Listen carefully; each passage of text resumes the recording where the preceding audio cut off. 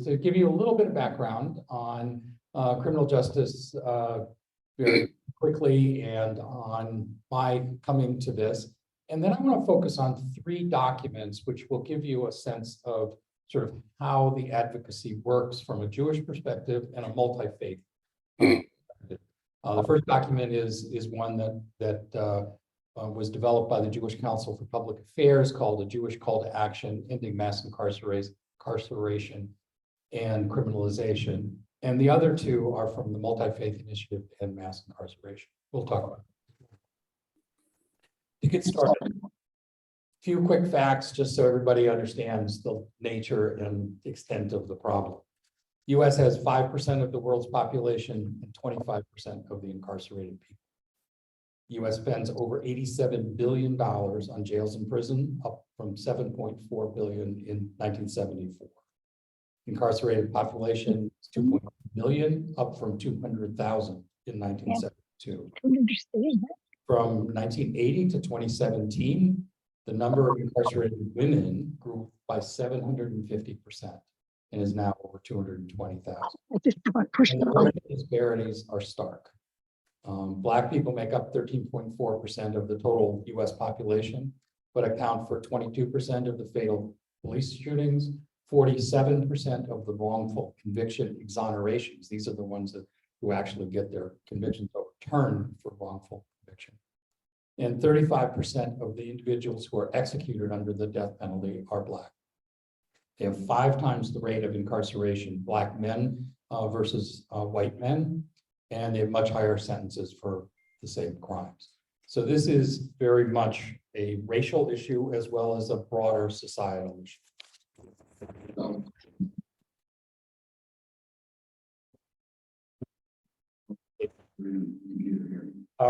So how did I get here?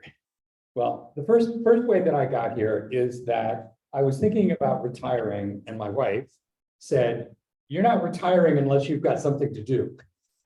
So I at the same time I was working with various Jewish organizations. And through that, I taught a course at the JCC in Northern Virginia on Jews in the civil rights movement mostly focused on 50s and 60s. But as I looked at that and understood what happened after that happened, there were all kinds of things that were going on, and the organized Jewish world pretty much sort of left the field and was not involved and was not actively engaged as this mass incarceration and as the racial issues with mass incarceration developed. And so that was one thing. And then the second thing is there were a series of police killings, and specifically in the wake of the Freddie Gray killing in Baltimore, I got connected with Jews United for Justice on a campaign to reform the so-called Police Officers' Bill of Rights in Maryland. And the time that I was involved, we made some progress. It was repealed last year in the Maryland legislature, and then Governor Hogan's veto was overridden. I also read the book Between the World and Me by Ta-Nehisi Coates, and it had a profound effect on me, because that book, one of the many sort of threads through that book is that for most Black men, young Black men, the American dream simply doesn't exist. And the criminal legal system is a major part of that. If you have a criminal record, all kinds of doors are closed to you. And so this shouldn't have been a revelation, I suppose, but it was to me that this was what was causing a good bit of what's going on in the Black community. I also was pointed out to me that we didn't ever really abolish slavery. The 13th Amendment abolishes slavery except as a punishment for crime where the party shall have been duly convicted. And it's the case that the pay, if you're an incarcerated person, the pay for the work that you do, sometimes for commercial products, is 86 cents a day. Or I'm sorry, 86 cents a day. That's just outrageous. And it's because the 13th Amendment permits slavery if you are incarcerated for having been convicted of a crime. And so we effectively have, continued that system. There are movements to remove that exception, something called End the Exception. And Senator Cory Booker has legislation which would establish labor standards, short of changing the amendment, but would establish labor standards for labor and to increase pay to minimum wage at least. That all is in the category of what in the criminal justice reform world is called prophetic, because you want to change the system as opposed to the pragmatic or mental changes. So with all of that, I was recruited to become the co-chair of the Criminal Justice Reform Initiative of the Jewish Council for Public Affairs. Many of you may not know about JCPA. JCPA is the umbrella organization for the Jewish Community Relations Council that exists all around the country, 125 of them, and for 17 national Jewish organizations. So ADL, the RAC, all belong to or part of JCPA. JCPA is going through a restructuring. So what I just said is going to be slightly shortly, but that's been its role. They developed a criminal justice reform toolkit. You go on their website, you can find it on sort of what criminal justice reform is all about, what the problems are, what communities can do about it. And I came into the scene just as that was getting launched. We also have an initiative to civil rights in 2019, and especially relevant to criminal justice reform was the Legacy Museum from Enslavement to Mass Incarceration. Many of you may have seen specials of Brian Stevenson and the movies that have been made. That's Brian Stevenson's museum. And the point that's made in that museum is that the Black community went from slavery to the so-called lost cause of the Confederacy, the redemption, which is what replaced Reconstruction, what eliminated Reconstruction, and then went to Jim Crow laws. And then when the Jim Crow laws were outlawed by the Civil Rights Acts of the 1960s, mass incarceration became the replacement for the Black community. And that, again, was a revelation, sort of how that all that evolution took place. And the museum is a very powerful museum. It's associated with the memorial for those who were lynched, which is at another place in Montgomery, Alabama. But it's if you have a chance to go, I highly recommend it. So I became the Jewish Council for Public Affairs representative of various coalitions on criminal justice reform. The Interfaith Criminal Justice Coalition, and on that I worked with everyone from the Quakers to the Scientologists. That was quite a working with the Scientologists, but they're very active on this issue and have very good, strong positions and that. And we work with mainstream Protestants, Catholic organizations. Many of you may recall the Nuns on the Bus from the early 2000s. The organization that was founded by those nuns is part of our coalition. The Jewish organizations that are involved are the RAC, the Religious Action Center for Reform Judaism, and JCPA. And surprisingly, nobody else. I mean, ADL isn't there. Jewish federations aren't there. It's just the RAC and me, basically. We also work with the Leadership Conference on Civil and Human Rights, which interestingly was founded by the leaders of JCPA's predecessor, which was called BACRAC, but in the 1950s, and it was initially housed in the offices of JCPA and the RAC, and those offices were where the civil rights laws of the 1960s were written. And the current CEO of Leadership Conference, Maya Wiley, is very cognizant of that and speaks of that when she talks in various contexts, so it's good. There's also a group called the Justice Roundtable. So I'm busy on Zoom quite a lot between all of those organizations, which have at least monthly meetings. There are the working groups. I participate in 3 different working groups of the Justice Roundtable, so each of which meets once a month. And then all of these groups set up lobbying visits. And so I'm on Zoom for lobbying visits with members of Congress, mostly staff, throughout. The other thing that JCPA did was to figure out that many of the individuals who are very actively engaged in criminal justice reform activities are Jewish. They're not doing it in the context of their Judaism, but they're Jewish and proud of it. And so we contacted, we figured out who we contacted, said, would you like to come together to talk with us about what you do and what we might be able to do and help you? And so MSNBC is one of those people. L.B. Eisen, who's the director of the Justice Program at the Brennan Center, Justice Center. John Rapping, who's the president of Gideon's Promise. Gideon's Promise for the it's 60 years ago. Right. John Rapping, his organization, very good.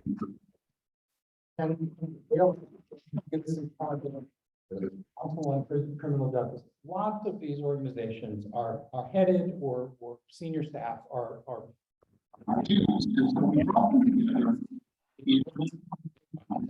we do together that would be helpful to you? And they said, all of them, I mean, it was unanimous, that what they want is a statement on how Jewish values and teachings support what they do in criminal justice reform. So we pulled together a number of rabbis. We worked with Truah, which is a rabbinical organization for social justice, and put together a number of rabbis. Rabbi Rachel Gardner, who some of you may know, I think she used to come here. She was the chaplain, Jewish chaplain at Georgetown. She now has her own congregation in Chevy Chase. Was one of them. Rabbi Bob Barr in Cincinnati, Rabbi Bob Kaplan, who's in New York, and some others. So we came up with a statement, and it was a Jewish call to action, ending mass incarceration and criminalization. And it basically came forward with our Jewish commitments to empathy, mercy, and restorative justice demand that we join in solidarity with our most impacted neighbors to transform the criminal justice system in systemic racism and ensure universal access to a life lived in dignity. And I'm not going to go through all of these, and if people are interested, I can provide the whole document. But we came to say we must orient our society toward a preventative, rehabilitative, and restorative justice approach. It's not retribution, it's not punishment, it's a mechanism to provide restoration and rehabilitation. And then we cited several principles, and I'm going to go quickly through these. Teshuvah, return, repentance, and restorative justice. This is critical. You do think of it many times around Yom Kippur, but it is a central tenet, and it's very, very important as we think about how we view criminal justice. B'Tselem Elohim, everyone is made in the divine image, which means, of course, that you don't treat one person worse than you treat other people. Destroying a life destroys the world. Again, fairly self-evident.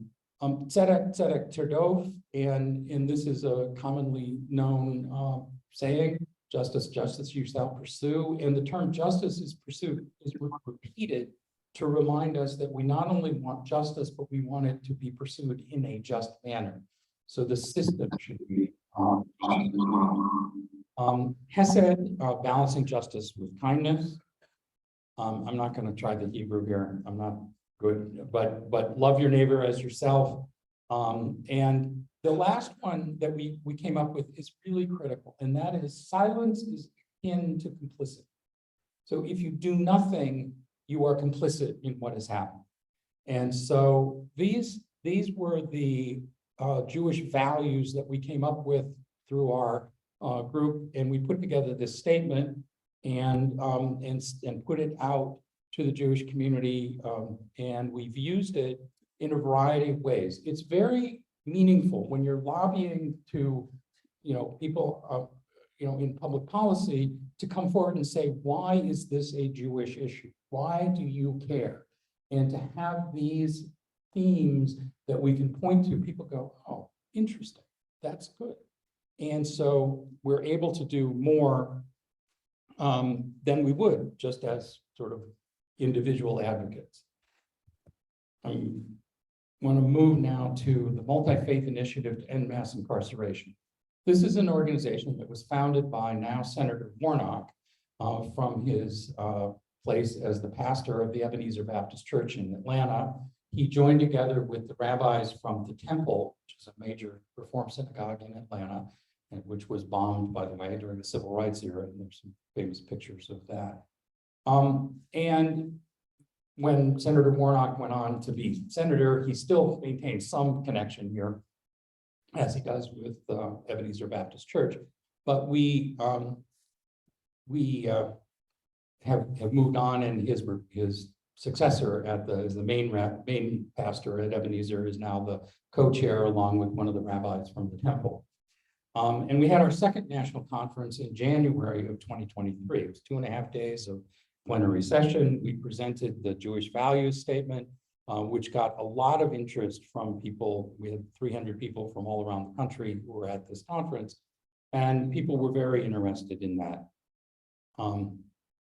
Then we put together a charge to the conferees, the people who came to the conference. What do we want you to do? And we centered around a vision of a new day, dreaming about the possibilities for the future and a roadmap on how to arrive there. And for this, we said systems need to be developed to keep people from entering jails and prisons. So you need to have community-based support for networks to provide for basic human needs. You need to have non-policing responses for people who are suffering from mental health and drug-related crises. You need to eliminate over-policing from a variety of standpoints. You need to use restorative justice. Again, this theme of restoration and repentance and repair came in here. And criminalization of poverty. Many people wind up ensnared by the criminal justice system simply because they can't pay bills, or they have fees. If they're arrested, they can't make bail, so you end cash bail. That's one of the themes here. And then when incarceration is necessary, the sentencing in the carceral programming should be aimed at rehabilitation and restoration, not punishment and retribution. And then the other thing that we focused on in this charge to the conferees was, what do you do when people come out of prison? And we heard a very moving story by a woman who had been incarcerated, who, when she came out, it was like she had a label on her forehead. And she went to houses of worship, and it took her 3 times before they would even let her in the door. And so we talked about how you greet people, how you provide support for people as they come out of the prison system, because people need reentry programming that has to start while they're already in jail and prison. They need to have holistic approaches to human needs. I'm working on a project right now to end the prohibition on the receipt of SNAP or food stamp benefits by people who've been convicted of drug felonies. You have somebody who's been convicted of a crime, understood. They've served their time. Now they're coming out, and of course they're poor. Of course they need food assistance. But the law passed in the 1990s says, no, if you were convicted of a drug felony, you cannot receive SNAP benefits. The same is true of many public housing projects and the like. And so what we advocate for is to make sure that these people have the support that they need in order to succeed, rather than to be left in a situation where the likely outcome is that they need to commit crimes in order simply to live. And then welcoming incarcerated people in the communities by using personhood language. You don't call somebody, oh, this was a convicted felon. This was a convict. This is, they are people. And you talk to them and about them and as people. And that is something, again, when you talk to people who have been impacted by the incarceration system, that is something that's very important to them that is just often overlooked in society, and include them in congregations and communities. We talked about restorative justice, holistic community safety, and again, for people who say it's too hard or there are insufficient resources, there were two things we had to say. First of all, there's $80 billion being spent on jails and prisons. Somewhere there's some money that could be used for other things. And then we brought out the statement from the Pirkei Avot that while we are not obligated to complete the work, neither are we free to desist from. So you're not going to solve everything. You're not going to make the world great, but you have to try, and you have to make the efforts that you can make and make the difference that you can make. And that is something that we brought. Again, the conferees were very interested in that saying and that sentiment. It was something that many of the Christian participants had never heard before. I'm running down to the end of my time, but let me talk about the messaging that the Multifaith Initiative to End Mass Incarceration has come up with. This was done through a research project that a consulting firm did. They did focus groups, and then they had 6,000 participants in sort of public survey. What kind of messaging do people respond to when you're talking about the criminal justice system? And they've come up with this program called Unlock Voices, a future beyond mass incarceration. And the notion that you have the power to change the narrative was one of the key points that the survey came back with. You empower people, and you talk from faith. No matter where we come from or what we look like, our faith teaches the power of forgiveness, and that we're so much more than our own worst day, than on the mistakes that we have made, and working from that theme. Second is, in communities where people are treated equally, regardless of their backgrounds, people thrive. And you sort of point that out to people, and people go, yeah, well, that makes sense. Yeah, understood that. What keeps us safe are programs that foster healthy communities and a justice system that helps us build a better future for everyone. And people, I mean, there's been a rise in crime, and there's been a lot published about rises in crime, probably more published than actual rise in crime, but there hasn't seriously been a rise in crime in the last 2 or 3 years. And you say to people, what's going to keep you safe is not just locking people up and throwing away the key. It's going to be providing people with what they need, and a community that cares and embraces all of the members of the community.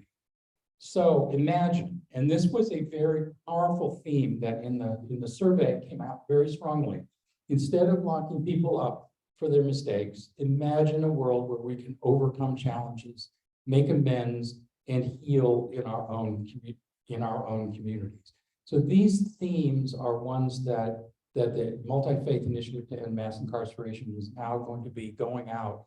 We have 6 regions that we're working most prominently in, and then we have people in other parts of the country that are not part of those regions, where we're putting out this material and training people to use these kinds of messages as people look at the issues involved in mass incarceration and our carceral system.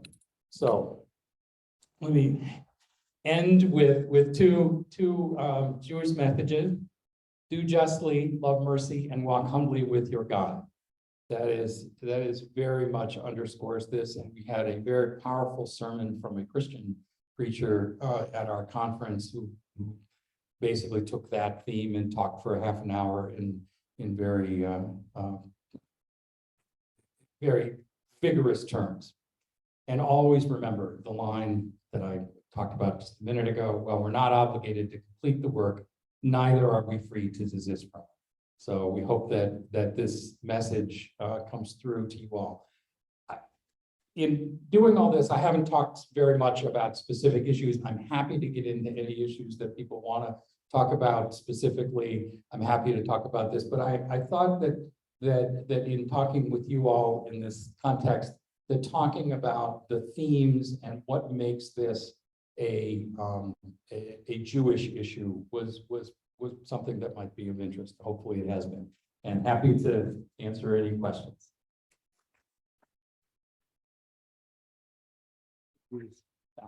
This one? Okay. Oh,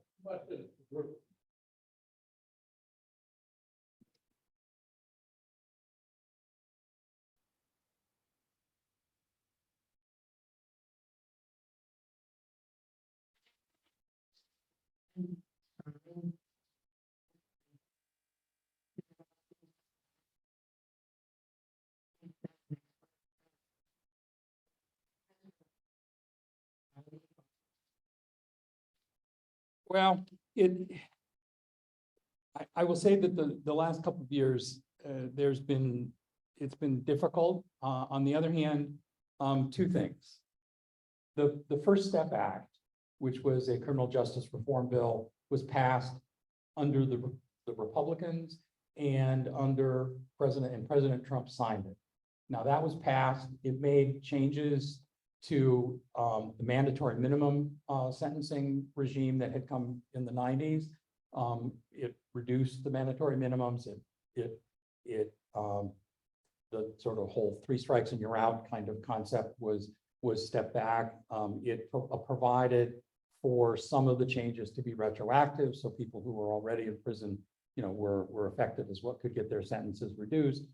And that was passed for 2 reasons, principally. I mean, there were all these, progressive advocates like me who were out there doing it, but it was passed for 2 reasons. One is that there were a number of conservative Christian organizations, including the one that was started by Chuck Colson back in the Nixon days, that pushed for prison reform. And they had a willing ear in the White House because Jared Kushner's father had been in prison. And so that was important.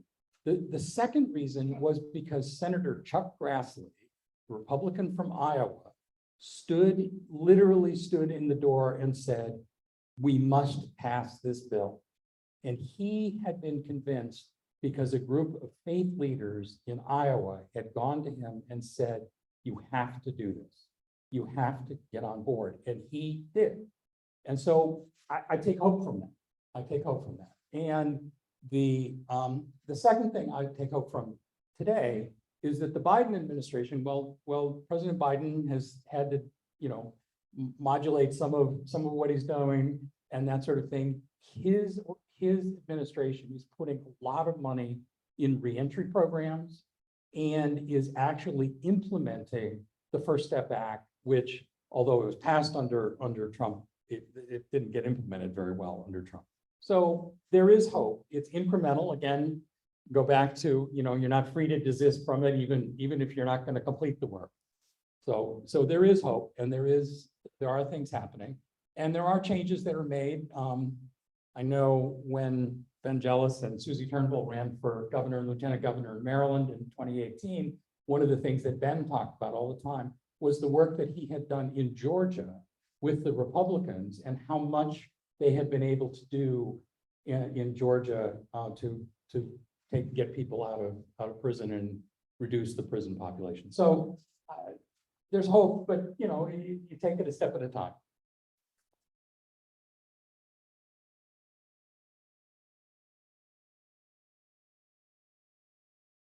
No, thanks, Bruce.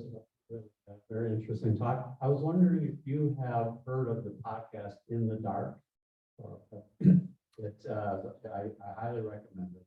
It's about 20 episodes, and it describes a terrible situation in Mississippi where a district attorney tried innocent black man 6 times.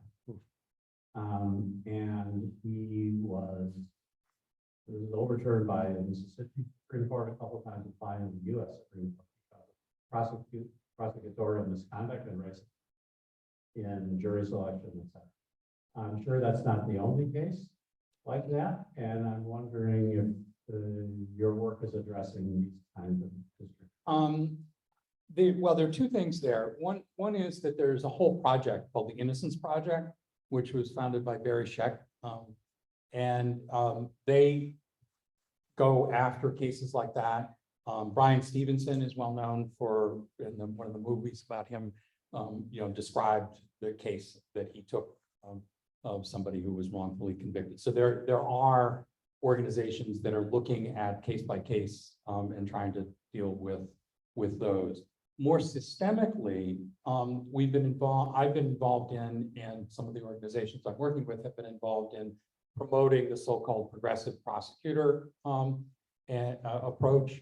And in the Washington area, the prosecutors in Arlington and Fairfax in particular, who were elected and I think are up for re-election this year, were progressive prosecutors and attempting to deal with not only the current situations, but also having look backs to say, were there cases where somebody was rightfully convicted, but they were sentenced to a ridiculous sentence or something like that. And certainly cases where people were wrongfully. So that, those are the sort of two ways that I see that. It would appear that the objectives of this program stand on the highest moral ground. As the economic case. Yes, and blanking on their name, the brothers who supported all the conservatives, the Koch brothers have a project on criminal justice reform, but it's premised exactly on that. And they're largely in support of a lot of the reforms. And they were part of what came to be the First Step Act. But yes, the money, and again, going back to Ben Jealous, I mean, he campaigned on the money that would be saved from, not having to have, so many people incarcerated was an important part of where the money would come to fund, childhood education and all kinds of different things. And so there is that. Most of the stuff that I'm involved in doesn't focus on that, but it's definitely there.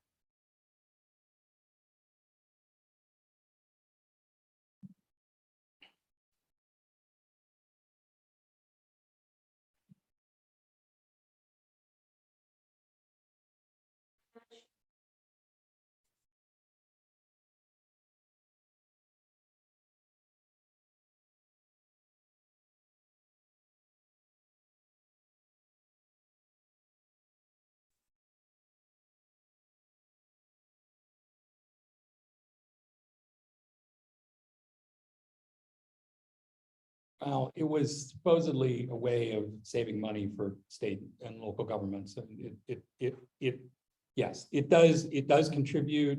It is an important element. There are people who focus on it very particularly. It is only about 5% of the incarceration population is in private prisons. And so it's not, and the public prisons are almost as bad as the private prisons. And so in a lot of the stuff that I'm involved in, there's an attempt not to focus specifically on the private prisons, lest we solve that problem only to turn around and have 95% of the problem as bad. So it's bad. It is something that deserves focus and attention, but not totally.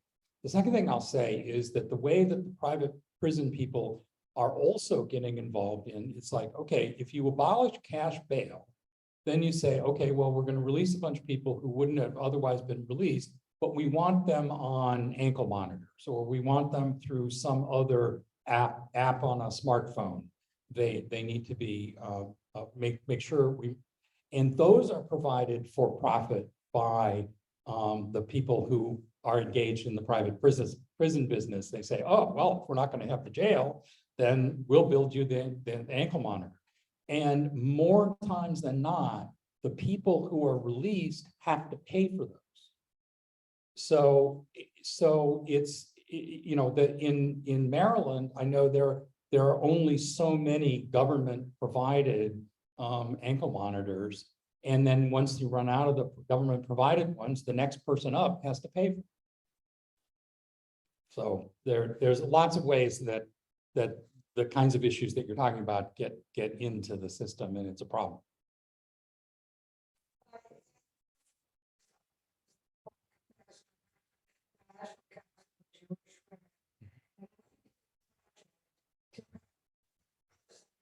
Be able to visit my children as because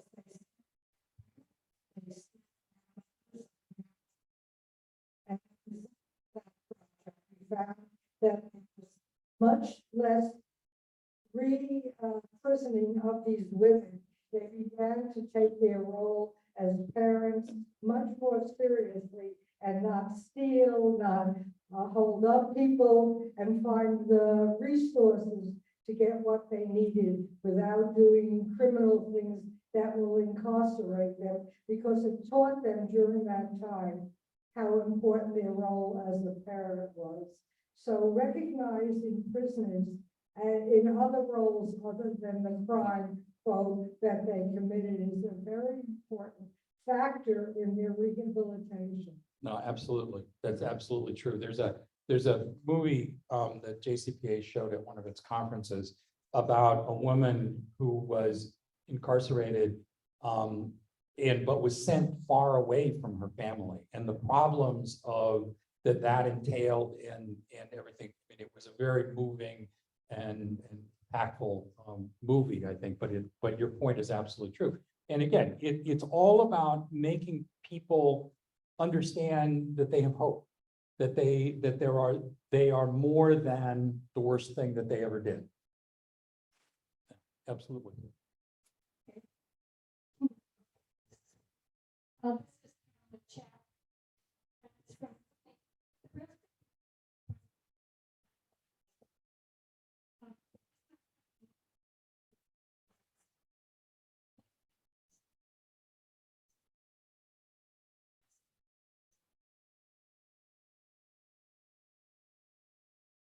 Changing.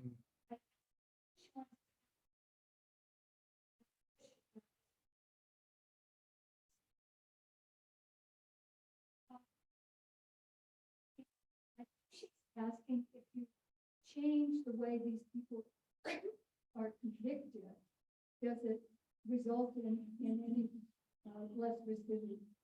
You need to change. You need to have the holistic approach. So you need to have people surrounded by, have housing, have food, have job opportunities, have job training. You need to have them, all of that together, because just releasing somebody from prison and saying, okay, you're on your own, doesn't help. I mean, it mitigates the difficulty, but it doesn't actually produce somebody who's a productive member of society, and that's really what you want.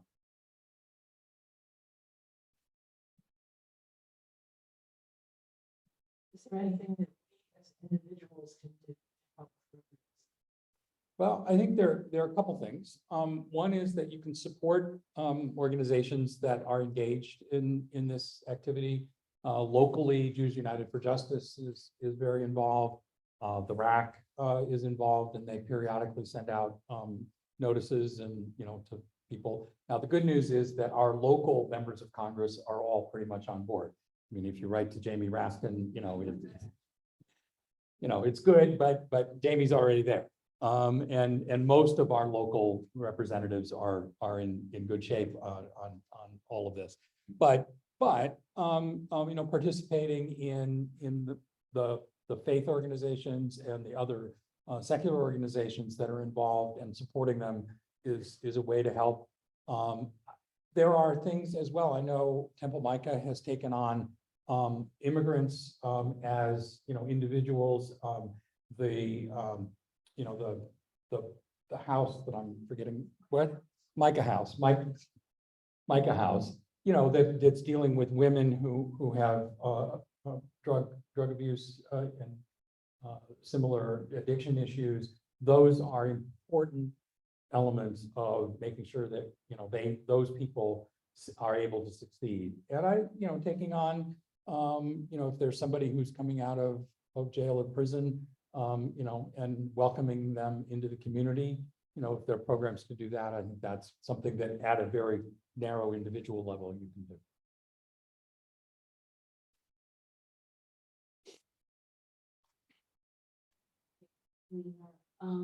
We talked briefly about health issues and prisons, and like, where does that fit in? That's a very good question. It's a huge issue because, and I was involved in the Maryland legislature this year in a bill that would have vastly reduced the use of solitary confinement. And that's a whole area that I didn't talk about before, but the United Nations in what are known as the Mandela rules, after Nelson Mandela, says that if you keep somebody in solitary confinement for more than 15 days, it's torture. And that regularly happens in Maryland as well as around the country. And so we tried to reduce that. The response from some of the people who run prisons is that one of the reasons that they have to have solitary confinement is you have people who are so disruptive to the rest of the prison system that they can't be in the general population. And the only recourse that they have is to put them in solitary confinement because there's no beds, there's no place to send them to get the mental health treatment that they need.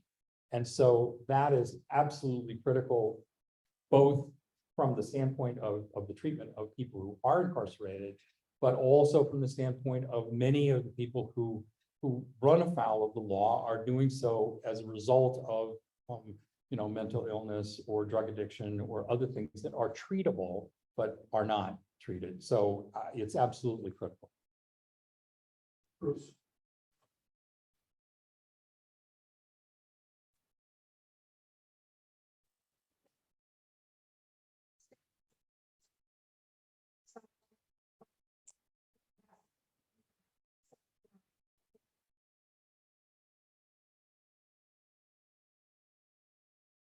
Yeah, unfortunately, the bill that was the Washington Post wrote about got watered down before it ultimately passed. I don't remember the details, but I know that the Republican administration and the Republican members of the legislature watered it down somewhat. So they made some progress, but it wasn't quite as good as the Post article suggested.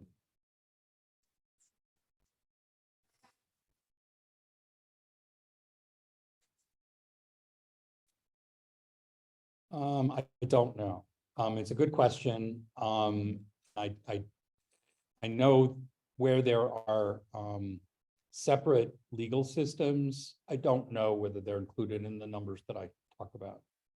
Obviously, where indigenous people are in the general system, they're counted, but I don't know whether the separate systems are included in this. Could you help us a little bit with the field of play? You talked about the legislation, Justice Department is following through, et cetera, et cetera. You're lobbying all the time. So Right. What in the world is going on in that connection? What do you see and hope for the House Judiciary? This House Judiciary Committee, I don't have a lot of hope for them, but what is happening right now is that there is a considerable effort to maintain the levels of funding that were passed by the last Congress when the Democrats did have the majorities, and the Biden administration had put them in for reentry programs, for violence interrupters. I'm going to be on lobbying calls in the next 3 days with the Quakers are particularly focused on that. These are people who are typically have been incarcerated, have been rehabilitated, if you will, and have come out, and they go out into the community, and they, instead of the police with guns coming in, you have these community people come in and cool everybody off and interrupt the violence before it turns into something that you can't avoid. And the funding for all of that is really critical. And so making sure that the appropriations, I mean, what the Republicans have put forward so far in the House, would slash, I mean, these are, of course, the not the non-essential programs. They are not, they're the programs that, Social Security, defense, those kinds of things will get funded. The discretionary funding of these kinds of programs is exactly what the House Republicans are aiming at with their cuts. And so there's a big effort to try to preserve as much as possible. Now, the good news is that the funding that was provided at the end of the last Congress was actually quite good. It was a significant improvement from where it had been. Now it's needed, more is needed. There's always more needed. But even if there are slight or small cuts in those, it's from a good base. So that's a lot of people are focused on the appropriations right now. What keeps you up at night about all of What keeps me up is that notwithstanding my admonition on do what you can, even if you're not going to complete the task, there is so much here that needs to be done. It is such a problem.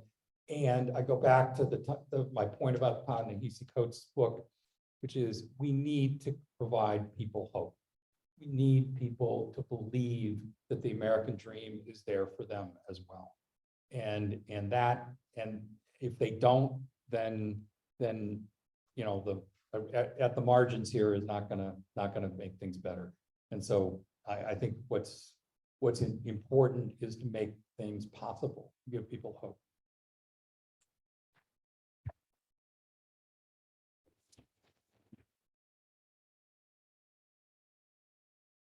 Thank you, Bruce. That was really enlightening, and it was so nice that you ended on a moment of hope.